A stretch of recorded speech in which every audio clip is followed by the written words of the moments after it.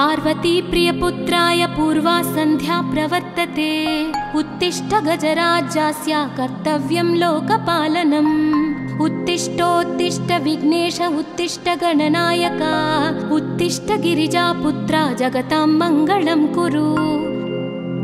श्रीकाणिपाकवरसिद्धिविनायकत्वं प्रीत्याद्य जागृहि कुरु प्रियमङ्गलानि। त्रैलोक्यरक्षणकराणि महोज्ज्वलानि। श्रीमद्विनायक विभो तव सुप्रभातम्। श्रीमद्विहारपुरवास शिवात्मजाता। कूपोद्भवाद्भुतविलास स्वयंभुमूर्ते। श्रीदेव शङ्खलिखिताश्रितपादपद्मा। श्रीमद्विनायक विभो तव सुप्रभातम्। श्रीनारिकेळवनशोभितपुष्टिगात्रा। क्षीराभिषिक्त शुभविग्रह तत्त्वमूर्ते।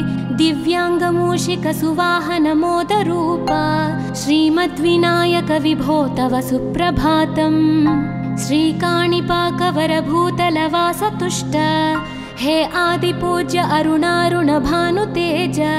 प्राचीदिशाम्बरमिदं रविकान्तिनिष्ठं। श्रीमद्विनायक विभो तव सुप्रभातम्। श्रीबाहुदा शुभतरङ्ग सुबाहुदत्त। सुस्निग्धशीतलकणानपि सङ्गृहीत्य। प्राभातवायुरिहयास्यति सेवनाय। श्रीमद्विनायक विभो तव सुप्रभातम्। गौरीकराम्बुजसुलालितदिव्यवक्त्र। श्रीकण्ठमानसमुदाकरमोदरूप।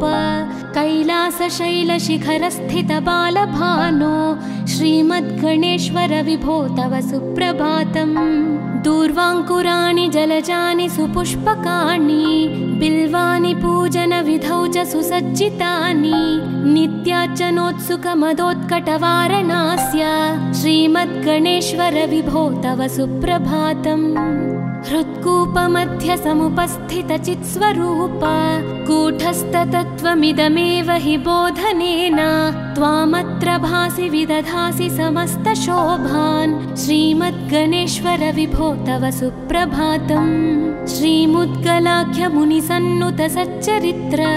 वासिष्ठगृत्समदमुख्य ऋषीश्वरीड्या। वेदोक्तदेवगणमन्त्रगणादिनाथ। श्रीमद्गणेश्वर विभो तव सुप्रभातम्। ऋग्वेदकीर्तितगणाधिपज्येष्ठराज। त्वं ब्रह्मणस्पतिरिति प्रकटीकृतोऽसि। आधर्वशीर्षमनुमन्त्रितदिव्यमूर्ते। श्रीमद्गणेश्वर विभो तव सुप्रभातम्। ब्रह्मादिदेव परिकीर्तितवेदपाठाः। त्वच्छूर्पकर्णकुहरौ प्रविशन्ति देवाः। श्रुत्याधुनैव परिपालय धर्मसङ्घान्। श्रीवल्लभेश भगवन् तव सुप्रभातम्। हेरम्बलम्ब जठराद्भुतदिव्यगात्रा। प्रारम्भपूजनमिदं दयया गृहीत्वा। सर्वाशुभानि परिनाशय सर्वपुत्रा। श्रीवल्लभेश भगवन् तव सुप्रभातम्। भानुदयेन न हि दृश्यति चन्द्रबिम्बम्। त्वत्फालदेश शशिरेव विभाति नित्यं। सत्यस्वरूप निगमागमसन्नुताङ्घ्रे। श्रीवल्लभेश भगवन् तव सुप्रभातम्। कालाग्निरुद्रसुतकालनियामकत्वं। कालानुकूलफलदोऽसि कलामयोऽसि। कल्याणकारक कलाधर शेखरोऽसि। श्रीवल्लभेश भगवन् तव सुप्रभातम्। उग्रस्वरूप रिपुनाशक उग्रपुत्र। सौम्योऽसि सोमविनुतोऽसि प्रशान्तरूप। सर्वेश सर्वफलकारक सर्वमूर्ते। श्रीवल्लभेश भगवन् तव सुप्रभातम्। दारिद्र्यदुःखभयभञ्जन दक्ष स्वामिन्। तारुण्यविग्रह धनादिफलप्रदायिन्। लावण्यमञ्जुलकलान्वितरञ्जितास्य। हे विघ्ननाथ भगवन् तव सुप्रभातम्। गम्भीरतुष्टगणराजगकार गान्धर्वगानपरिवर्तितनादमूर्ते। गाङ्गेयगण्यगणिताधिककलास्वरूप। श्रीमद्विनायक विभो तव सुप्रभातम्। मूलादिचक्रनिलयोच्युतयोगमूर्ते। त्वामादिदेवमनुचिन्त्य तरन्ति भक्ताः। रागादिदोषपरिहारकवेदवेद्या हे विघ्ननाथ भगवन् तव सुप्रभातम्। लक्ष्म्यादिशक्तियुतशक्तिगणेश्वरोऽसि दिव्याक्षरोऽसि शुभमन्त्रविराजितोऽसि तन्त्रादिभिर्नुतनतेष्टतवल्लभेश हे विघ्ननाथ भगवन् तव सुप्रभातम्। नागोपवीतधरनाथ विनोदचित्त नागास्य नाशित महाघनतानुरक्त आनन्दतुन्दिलतनो बहिरान्तरस्थ हे विघ्ननाथ भगवन् तव सुप्रभातम्। भद्रे भवक्त्र नवभद्रद भद्रतेज रुद्रप्रियात्मज मदद्रव शक्तियुक्त आद्रीशजा मधुरवत्सलता निधान हे विघ्ननाथ भगवन् तव सुप्रभातम्। सर्वार्थसिद्धिफलदायक बुद्धिदायिन् विघ्नाद्रिवज्रपरिपूज्य चतुर्थी काले भद्रं पदं दिशसि भक्तगणार्थितोऽसि हे विघ्ननाथ भगवन् तव सुप्रभातम्। बालादिभव्य बहुरूपधरोऽसि देव चिन्तामणिस्त्वमसि सर्वफलप्रदोऽसि त्वन्नाम दिव्यमणिरस्ति जगद्धिताय हे विघ्ननाथ भगवन् तव सुप्रभातम्।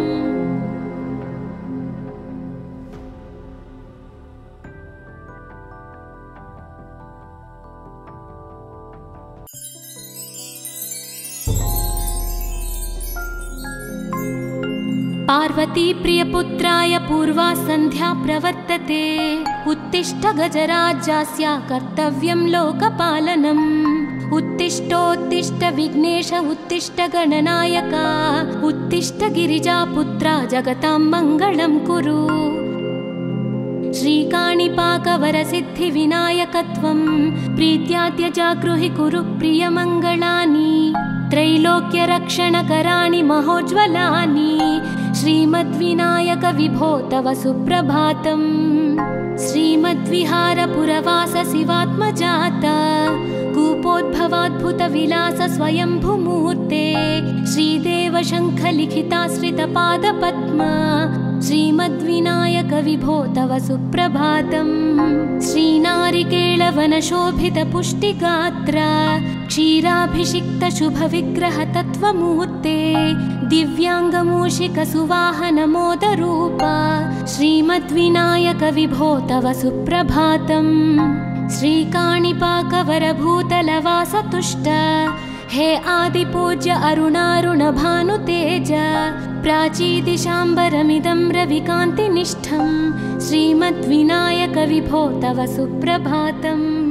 श्रीबाहुदा शुभतरङ्गसुबाहुदत्त सुस्निग्धशीतलकणानपि सङ्गृहीत्य प्रभातवायुरिहयास्यति सेवनाय श्रीमद्विनायक विभो तव सुप्रभातम्।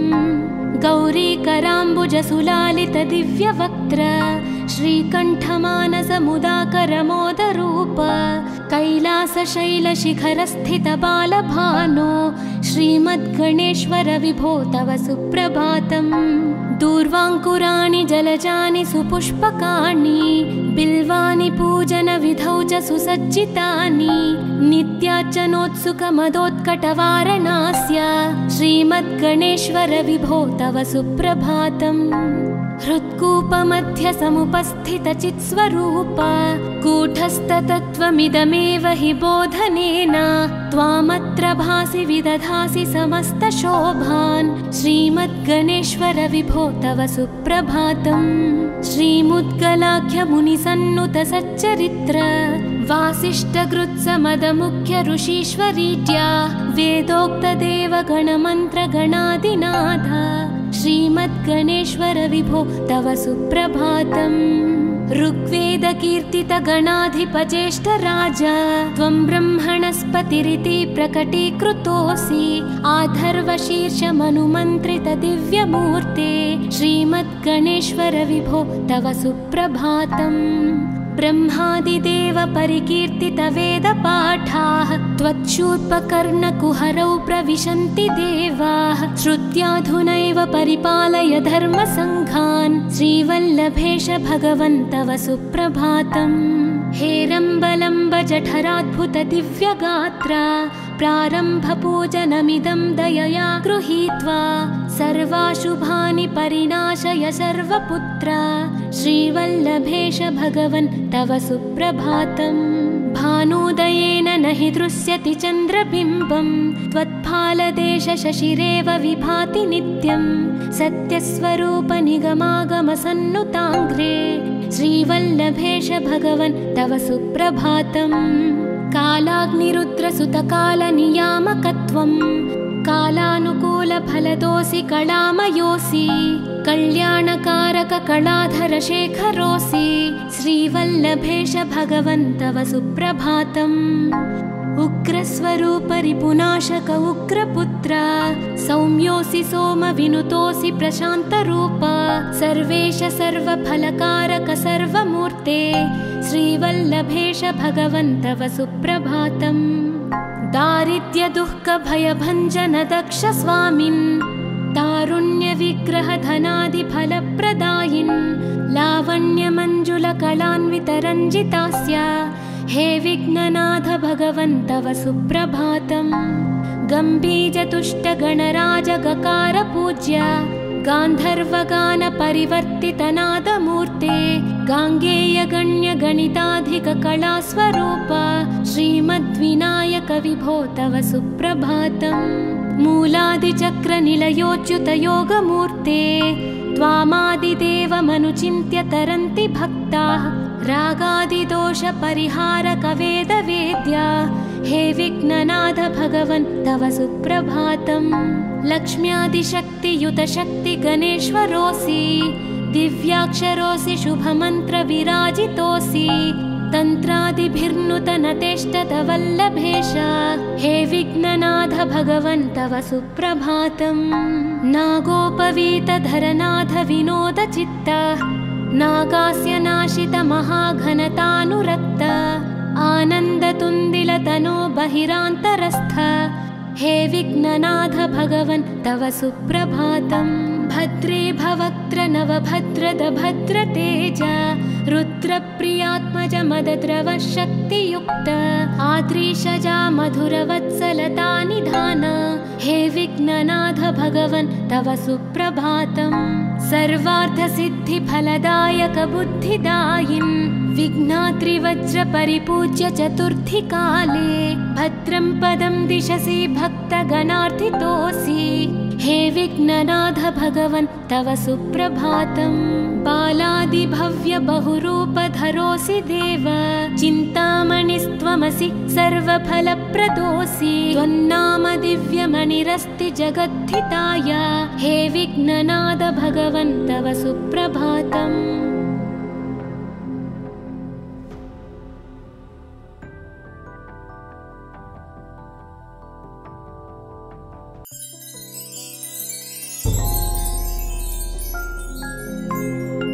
पार्वती प्रियपुत्राय पूर्वा सन्ध्या प्रवर्तते उत्तिष्ठ गजराज्यास्य कर्तव्यं लोकपालनम् उत्तिष्ठोत्तिष्ठ विघ्नेश उत्तिष्ठ गणनायक उत्तिष्ठ गिरिजापुत्रा जगतां मङ्गलं कुरु श्रीकाणिपाकवरसिद्धिविनायकत्वं प्रीत्याद्य जागृहि कुरु प्रियमङ्गलानि त्रैलोक्यरक्षणकराणि महोज्ज्वलानि श्रीमद्विनायक विभो तव सुप्रभातम् श्रीमद्विहारपुरवास शिवात्मजात कूपोद्भवाद्भुतविलास स्वयंभुमूर्ते श्रीदेव शङ्खलिखिताश्रितपादपद्मा श्रीमद्विनायक विभो तव सुप्रभातम् श्रीनारिकेळवनशोभितपुष्टिगात्र क्षीराभिषिक्तशुभविग्रहतत्त्वमूर्ते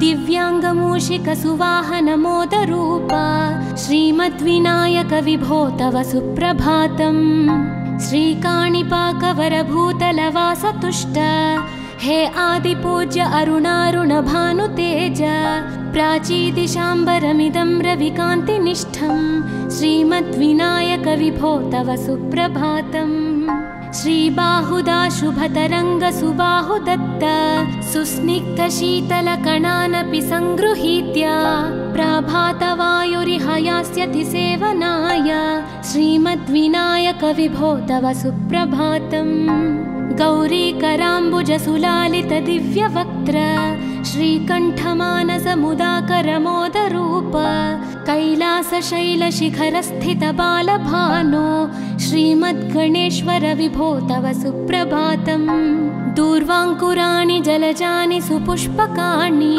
बिल्वानि पूजनविधौ च सुसज्जितानि नित्यार्चनोत्सुकमदोत्कटवारणास्य श्रीमद्गणेश्वर विभो तव सुप्रभातम् हृत्कूपमध्यसमुपस्थितचित्स्वरूप कूटस्थतत्त्वमिदमेव हि बोधनेन त्वामत्र भासि विदधासि समस्तशोभान् श्रीमद्गणेश्वर विभो तव सुप्रभातम् श्रीमुद्गलाख्यमुनिसन्नुतसच्चरित्र वासिष्ठगृत्समदमुख्य ऋषीश्वरीट्या वेदोक्तदेवगणमन्त्रगणादिनाथ श्रीमद्गणेश्वर विभो तव सुप्रभातम् ऋग्वेदकीर्तितगणाधिपज्येष्ठराज त्वं ब्रह्मणस्पतिरिति प्रकटीकृतोऽसि आधर्वशीर्षमनुमन्त्रितदिव्यमूर्ते श्रीमद्गणेश्वर विभो तव सुप्रभातम् ब्रह्मादिदेव परिकीर्तितवेदपाठाः त्वच्छूर्पकर्णकुहरौ प्रविशन्ति देवाः श्रुत्याधुनैव परिपालय धर्मसङ्घान् श्रीवल्लभेश भगवन् तव सुप्रभातम् हेरम्बलम्ब जठराद्भुतदिव्यगात्र प्रारम्भपूजनमिदं दयया गृहीत्वा सर्वाशुभानि परिनाशय सर्वपुत्र श्रीवल्लभेश भगवन् तव सुप्रभातम् भानुदयेन न हि दृश्यति चन्द्रबिम्बं त्वत्फालदेशशशिरेव विभाति नित्यं सत्यस्वरूप निगमागमसन्नुताङ्घ्रे श्रीवल्लभेश भगवन् तव सुप्रभातम् कालाग्निरुद्रसुतकालनियामकत्वं कालानुकूलफलदोऽसि कलामयोऽसि कल्याणकारककलाधरशेखरोऽसि श्रीवल्लभेश भगवन् तव सुप्रभातम् उग्रस्वरूपरिपुनाशक उग्रपुत्र सौम्योऽसि सोमविनुतोऽसि प्रशान्तरूप सर्वेश सर्वफलकारक सर्वमूर्ते श्रीवल्लभेश भगवन् तव सुप्रभातम् दारिद्र्यदुःखभयभञ्जन दक्ष स्वामिन् तारुण्यविग्रहधनादिफलप्रदायिन् लावण्यमञ्जुलकलान्वितरञ्जितास्य हे विघ्ननाथ भगवन् तव सुप्रभातम् गम्भीजतुष्टगणराजगकार पूज्य गान्धर्वगानपरिवर्तितनादमूर्ते गाङ्गेयगण्यगणिताधिककलास्वरूप श्रीमद्विनायक विभो तव सुप्रभातम् मूलादिचक्रनिलयोच्युतयोगमूर्ते त्वामादिदेवमनुचिन्त्य तरन्ति भक्ताः रागादिदोषपरिहारकवेदवेद्या हे विघ्ननाथ भगवन् तव सुप्रभातम् लक्ष्म्यादिशक्तियुतशक्तिगणेश्वरोऽसि दिव्याक्षरोऽसि शुभमन्त्रविराजितोऽसि तन्त्रादिभिर्नुतनतेष्टतवल्लभेश हे विघ्ननाथ भगवन् तव सुप्रभातम् नागोपवीतधरनाथ विनोदचित्त नागास्य नाशित महाघनतानुरक्त आनन्दतुन्दिलतनो बहिरान्तरस्थ हे विघ्ननाथ भगवन् तव सुप्रभातम् भद्रे भवक्त्र नवभद्रद भद्रतेज रुद्रप्रियात्मज मदद्रव शक्तियुक्त आद्रीशजा मधुरवत्सलता निधान हे विघ्ननाथ भगवन् तव सुप्रभातम् सर्वार्थसिद्धिफलदायक बुद्धिदायिन् विघ्नात्रिवज्रपरिपूज्य चतुर्थीकाले भद्रं पदं दिशसि भक्तगणार्थितोऽसि हे विघ्ननाथ भगवन् तव सुप्रभातम् बालादिभव्य बहुरूपधरोऽसि देव चिन्तामणिस्त्वमसि सर्वफलप्रदोऽसि त्वन्नाम दिव्यमणिरस्ति जगद्धिताय हे विघ्ननाथ भगवन् तव सुप्रभातम्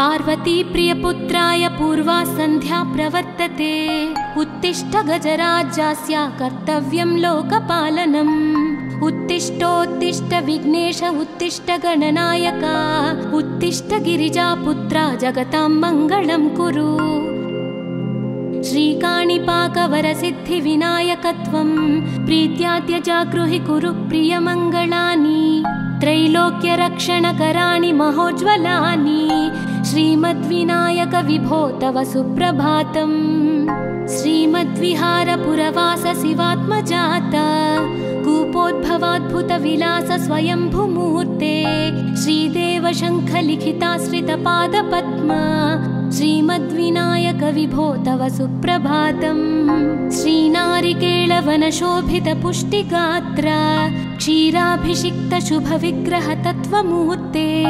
दिव्याङ्गमूषिकसुवाहनमोदरूप श्रीमद्विनायक विभो तव सुप्रभातम् श्रीकाणिपाकवरभूतलवासतुष्ट हे आदिपूज्य अरुणारुणभानुतेज प्राचीदिशाम्बरमिदं रविकान्तिनिष्ठं श्रीमद्विनायक विभो तव सुप्रभातम् श्रीबाहुदा शुभतरङ्गसुबाहुदत्त सुस्निग्धशीतलकणानपि सङ्गृहीत्य प्रभातवायुरिहयास्यति सेवनाय श्रीमद्विनायक विभो तव सुप्रभातम् गौरीकराम्बुजसुलालित दिव्यवक्त्र श्रीकण्ठमानसमुदाकरमोदरूप कैलासशैलशिखरस्थितबालभानो श्रीमद्गणेश्वर विभो तव सुप्रभातम् दूर्वाङ्कुराणि जलजानि सुपुष्पकाणि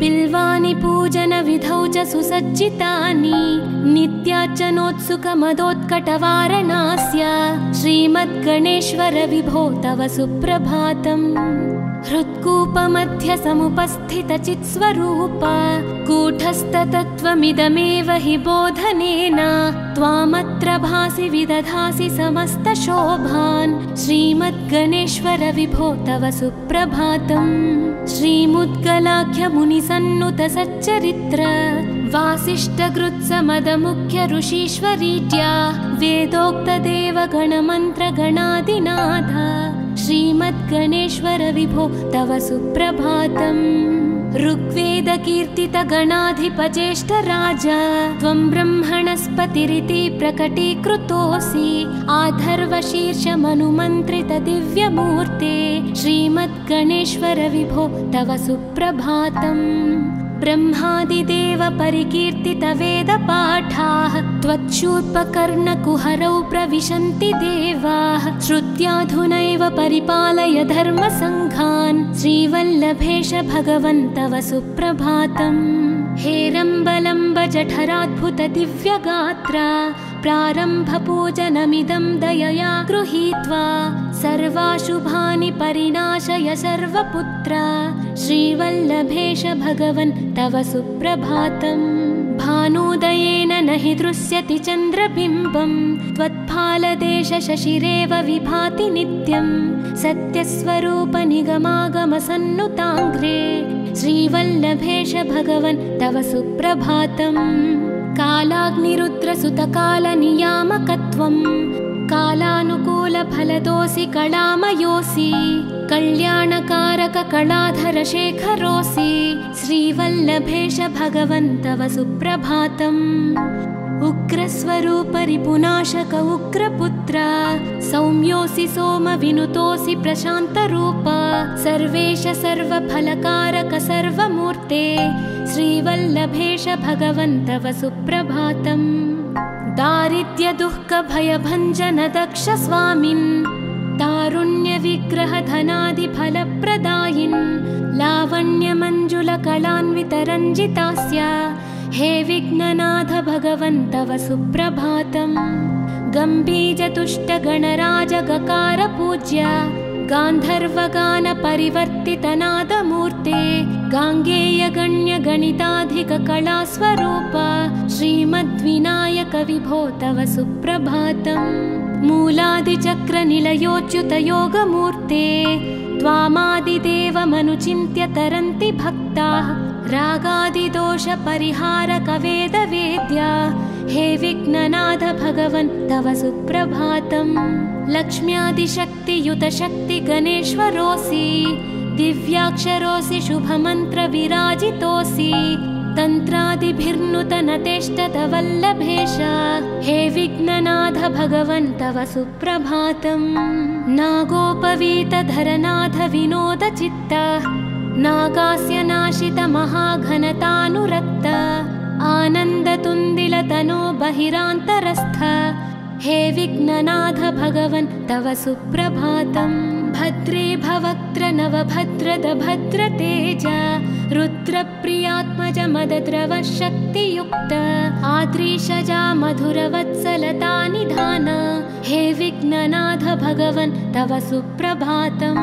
सर्वार्थसिद्धिफलदायक बुद्धिदायिन् विघ्नाद्रिवज्रपरिपूज्य चतुर्थीकाले भद्रं पदं दिशसि भक्तगणार्थितोऽसि हे विघ्ननाथ भगवन् तव सुप्रभातम्। बालादिभव्य बहुरूपधरोऽसि देव चिन्तामणिस्त्वमसि सर्वफलप्रदोऽसि त्वन्नाम दिव्यमणिरस्ति जगद्धिताय हे विघ्ननाथ भगवन् तव सुप्रभातम्।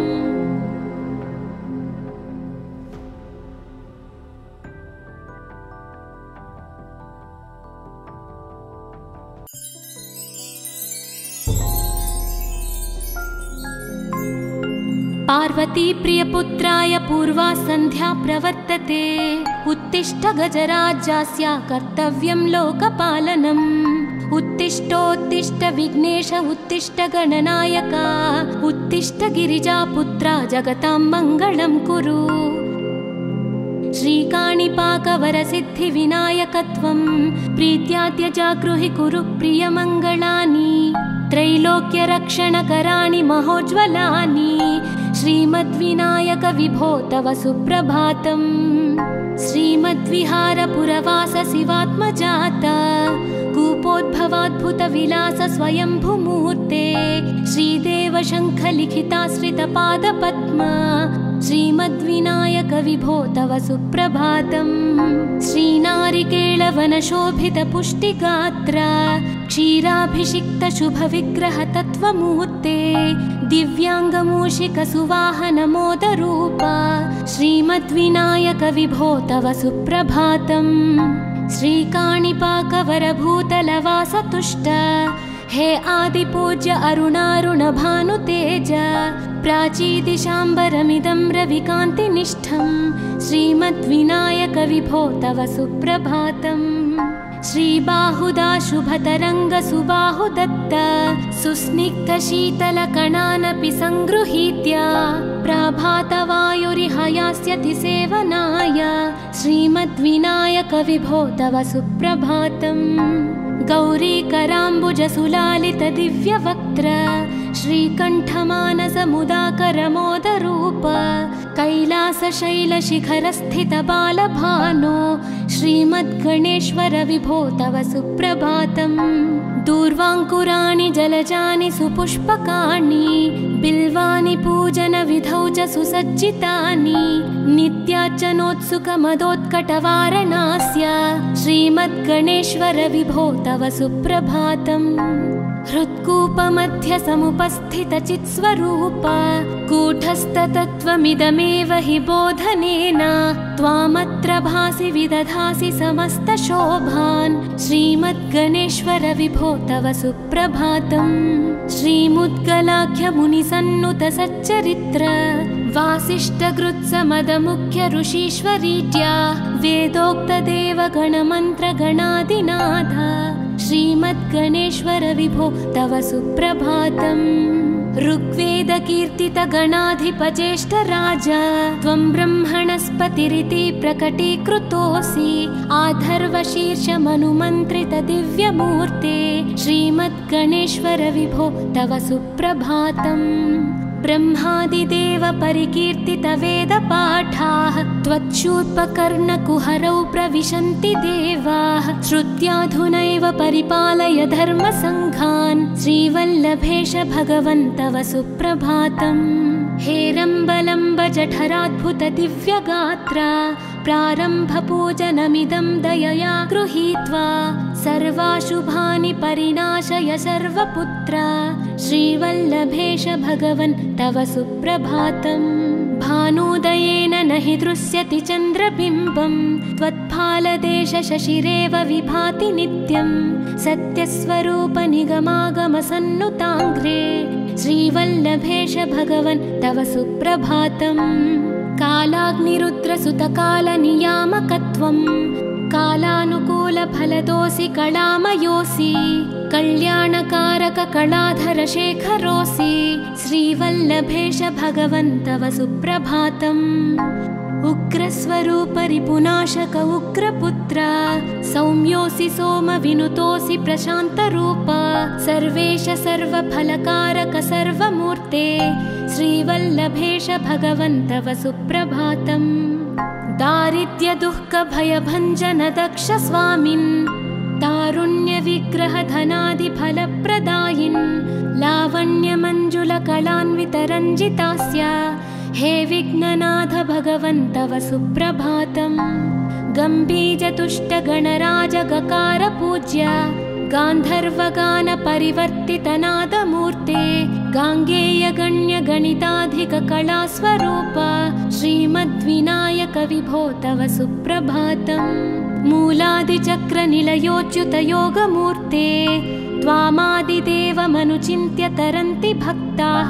रागादिदोष परिहारक वेदवेद्या हे विघ्ननाथ भगवन् तव सुप्रभातम्।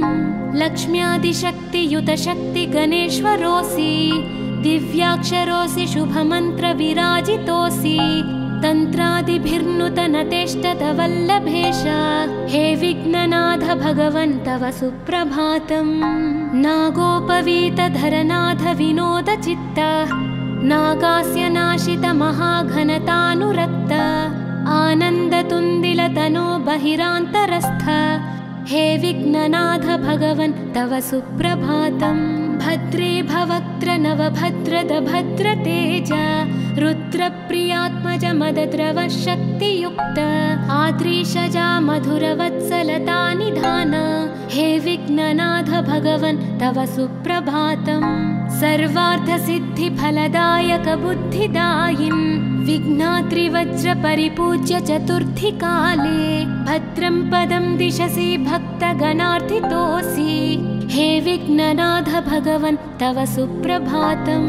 बालादिभव्य बहुरूपधरोऽसि देव चिन्तामणिस्त्वमसि सर्वफलप्रदोऽसि। त्वन्नाम दिव्यमणिरस्ति जगद्धिताय हे विघ्ननाथ भगवन् तव सुप्रभातम्।